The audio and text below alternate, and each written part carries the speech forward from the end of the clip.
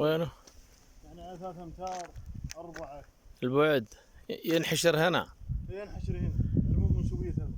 ايه ارتفاع الأسد اللي ينزل معه الماء الجهة الثانية. ايه تروح الجهة الثانية. هذا يعرفون كم متر فوق.